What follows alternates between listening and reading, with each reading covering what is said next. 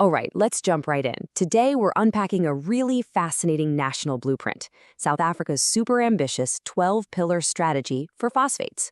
We're going to see how a country plans to take one single mineral and turn it into the cornerstone of its economy, its food system, and get this, even its foreign policy. So, let's get into it.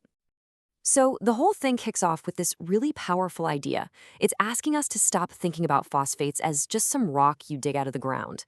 Instead, we're told to see them as soil metals, a foundational element, just as crucial as gold or platinum, but for something way more important, life itself.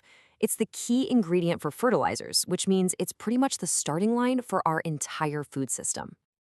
And that's the big question, isn't it? I mean, it's one thing to have a valuable resource sitting in the ground. It's a whole other challenge to build a system that actually transforms that rock into national wealth, a healthy environment, and real, genuine independence. How do you connect all those dots? Well, the answer, according to this strategy, is a massive, interlocking 12-point plan. This isn't just one single policy. Nope, it's a dozen interconnected pillars, all designed to work together to build something that's, well, truly transformative. We're going to walk through them piece by piece. Okay, first things first, you've got to build the economic engine. I mean, before you can have any kind of grand vision, you need a solid foundation of creating value, building industry, and generating wealth. These first two pillars, they're all about putting together that core machine. So, this engine has four key parts. First, you grab control of the market with something called a commodity desk. Second, you make sure the profits benefit the whole nation with a sovereign fund. Then you build out the entire supply chain with an industrial cluster. And finally, you spread the wealth by creating a whole ecosystem for smaller businesses. Pillar number one is all about one thing: control. By setting up a commodity desk, the nation stops being a passive player that just takes whatever price the market offers.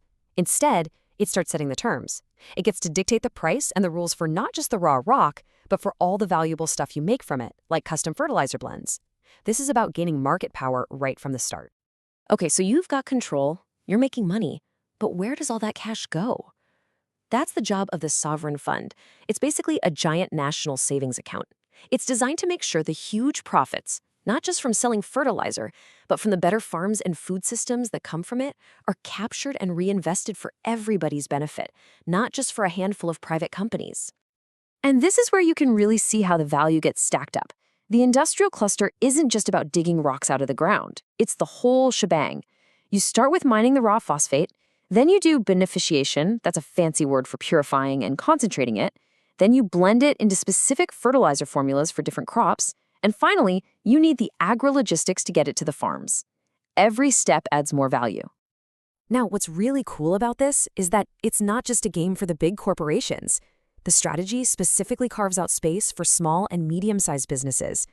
And as you can see, this creates all these little opportunities in things like fertilizer packaging, doing soil tests for farmers, composting, local distribution. It's a whole ecosystem of new jobs and businesses. Okay, so we've built our economic engine. It's a pretty sweet design, right? But an engine can't run on its own. It needs fuel, and it needs roads to deliver its power. So what's the fuel for this giant national machine? And the answer is right here in part 2, powering the system. This is all about the critical stuff that makes the engine actually go.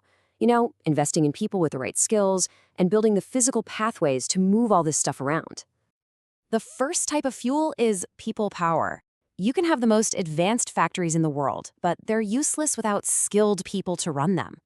So this pillar is all about creating a workforce that has expertise in exactly what the industry needs: soil science, complex logistics, and even the nitty-gritty of how to apply fertilizers perfectly on the farm. And here are the pathways, the roads. The strategy is pretty smart here, taking a two-pronged approach. For the global market, you pour money into upgrading rail lines and ports to ship massive amounts of fertilizer overseas. But, and this is just as important, for your own country's food security, you develop special agro-corridors to make sure fertilizer gets to your own farmers efficiently. So let's recap. We have the engine, we have the fuel, the whole system is up and running. But how do you make sure it doesn't just burn out in a decade? How do you guarantee it's sustainable, innovative, and still going strong for generations to come? And that brings us to the final piece of the puzzle, part 3, forging a sustainable future. This is the really forward-thinking part of the plan. It's all about making the entire system smarter, greener, and totally ready for whatever challenges the future throws at it. So how do you secure that future? 4 more pillars. A dedicated research hub to keep things cutting edge, strong environmental systems to make sure it's sustainable, predictive modeling to make smart decisions, and even city renewal to bring farming right into the urban landscape. The research hub is basically the brains of the whole operation. Its mission is to keep the country ahead of the curve. We're talking about developing new, super-efficient fertilizer formulas, creating advanced soil diagnostic tools to know exactly what a piece of land needs, and, this is a big one, inventing new tech to recycle phosphates. And that plugs right into the environmental commitment. This pillar makes it crystal clear that the goal isn't just to dig, sell, and forget. No, it's about creating a circular economy.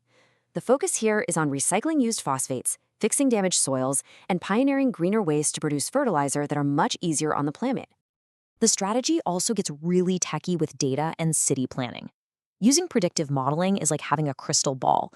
It lets the country forecast future crop demand and soil health trends, which makes the whole farming sector way more efficient. And at the same time, the vision stretches right into the cities, with plans for urban farming and composting hubs. We've seen the engine, the fuel, and the blueprint for the future. So now, let's put it all together. What is the end game here? What is this all building towards? Well, it's something the plan calls the sovereignty strategy. And here it is, the ultimate prize. Mastering the entire phosphate value chain isn't just about economics, it's about geopolitics. It gives the country incredible diplomatic leverage, the power to conduct food diplomacy with its neighbors and on the world stage. The ultimate goal? To position South Africa as the undisputed fertilizer backbone for the entire African continent. And that's the final, just breathtaking leap in ambition here. The plan starts off as a domestic strategy for one country, but it ends as a tool for the whole continent's agricultural independence and ecological renewal. It's a vision to lift up not just a nation, but an entire continent. Which brings us right back to where we started, but now it makes so much more sense, right? Phosphates, when you look at them through the lens of these 12 pillars, really are transformed. They stop being just minerals and become the building blocks of food, the foundation of healthy soil, and a powerful tool for sovereignty. And that leaves us with one last massive question to chew on. Can one mineral, if you manage it this carefully, really hold the key to an entire continent's food security? South Africa is betting that it can, and it's a powerful and potentially world-changing idea to think about.